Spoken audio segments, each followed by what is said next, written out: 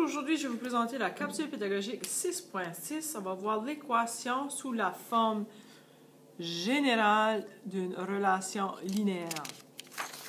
Bon, ici on a l'équation 2x moins 3y égale 12. Ça, c'est ce qu'on appelle, cette équation ici est écrite sous la forme standard. Ça fait, qu'est-ce qu'on voit ici, ce sont les coefficients. 2 et moins 3 sont les termes constants et les termes constants sont des nombres entiers. Les termes en x et en y sont des membres de gauche. Ça fait qu'on voit le signe d'égalité est là.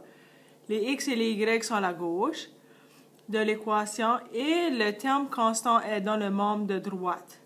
Alors, tout ceci, ça nous explique c'est quoi la forme standard. Et à partir d'une forme standard, on peut amener le terme constant dans le membre de gauche de l'équation. On a encore notre 2x, moins 3y égale 12, mais ce qu'on fait, on amène le terme constant à la gauche. Ça fait, pour être capable d'enlever le plus 12, je fais l'inverse, c'est moins 12. Qu'est-ce que je fais d'un côté, je fais de l'autre. Et vous voyez ici, c'est l'équation qui est écrite sous la forme générale. Il y a des choses importantes. Là, vous voyez ici, c'est égal à 0. Égal à 0 est à la droite, tandis que les deux termes constants, les deux coefficients et le terme constant sont tous à la gauche. Très important,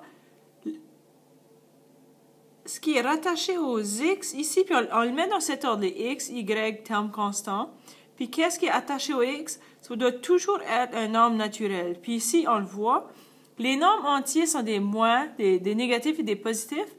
Les nombres naturels sont tous des positifs. Ça peut être 0, mais ça peut être plus 1, plus 2. Alors, lorsqu'on va faire notre travail, il faut toujours que notre x soit positif.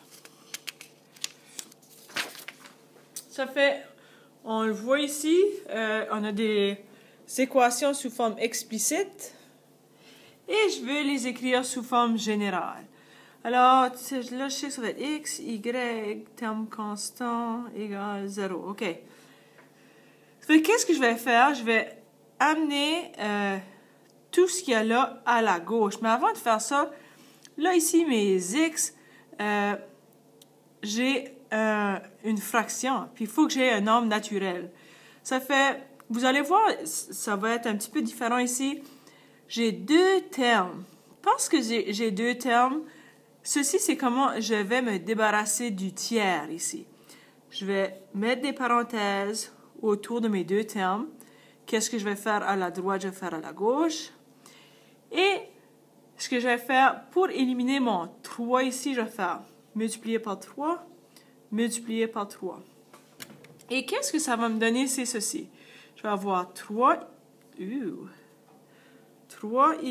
est égal à, si j'ai, je vais faire mes calculs ici, si j'ai moins 2 tiers fois 3, mais vraiment en bif au numérateur, dénominateur, il me reste moins 2.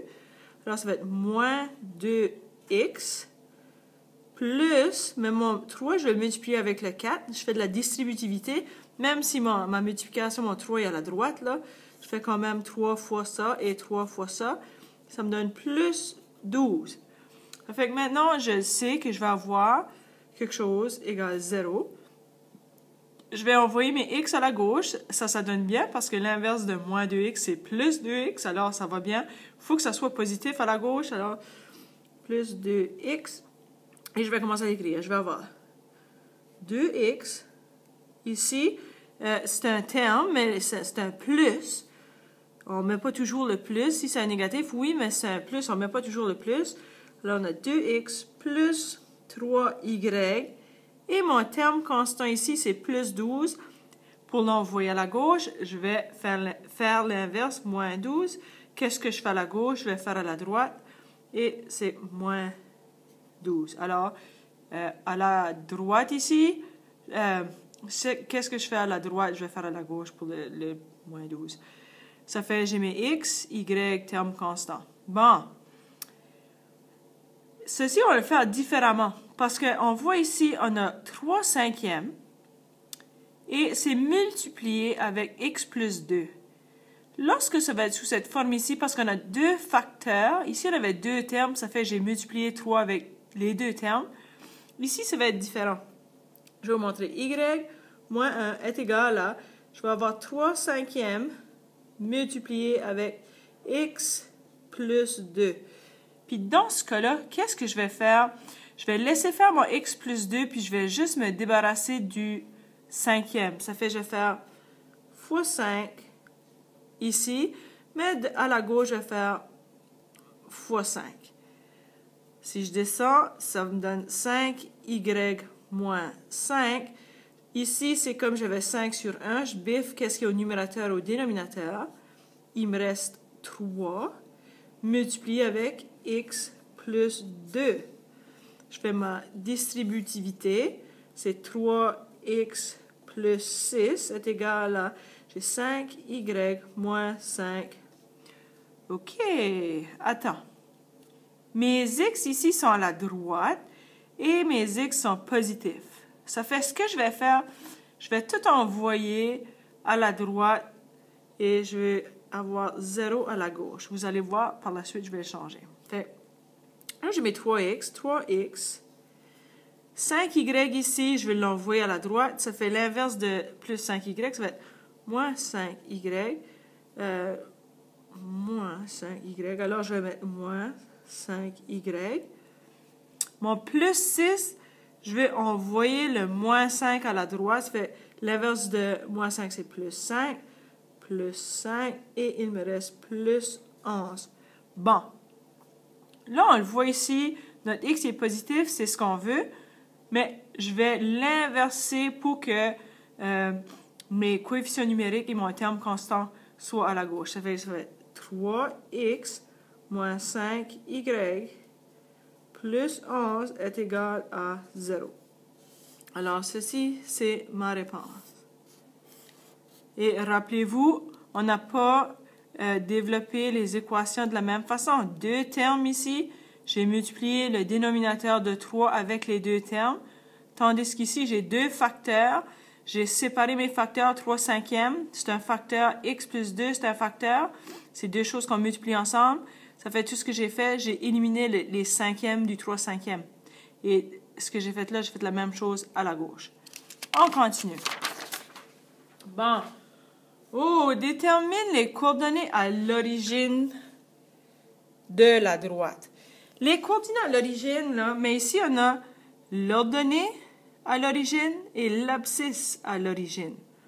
Ça fait que, qu'est-ce que je vais faire avec ça? Je vais faire ceci. Je vais avoir 3x plus 2y moins 18 est égal à 0. Et je vais, parce qu'ici, x, quand on parle de l'ordonnée à l'origine, x est 0. Ça fait que je vais dire, OK, x va être égal à 0. Je vais développer mon problème ici. Alors, je vais le mettre de l'autre côté. Je ferai x est égal à 0. Puis, par la suite, je vais faire y est égal à 0. Ça fait si x est égal à 0, ça va être 3 fois 0 plus 2y moins 18 égale 0. Ceci, ça me donne 0. J'ai une variable ici y. Ce que je vais faire, je vais garder y à la gauche. Là, je vais avoir 2y est égal à... Et je vais envoyer moins 18 à la droite. Ça fait que je vais faire plus 18 plus 18. Y plus 18. Je veux isoler. Y, là, je vais diviser par 2. Diviser par 2.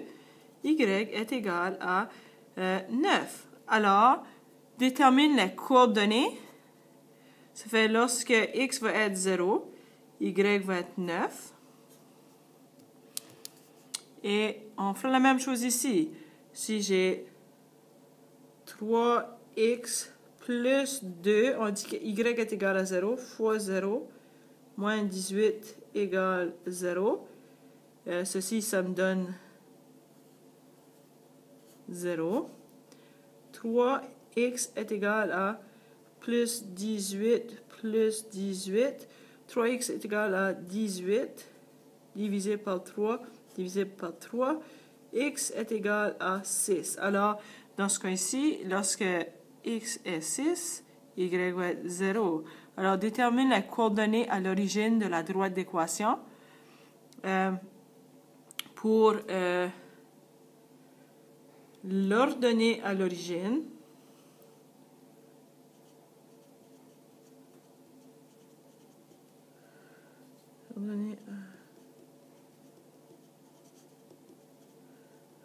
j'ai et l'abscisse à l'origine, je vais avoir 6 et 0. Trace la droite. Mais disons que si je prends... j'ai dit assez de place.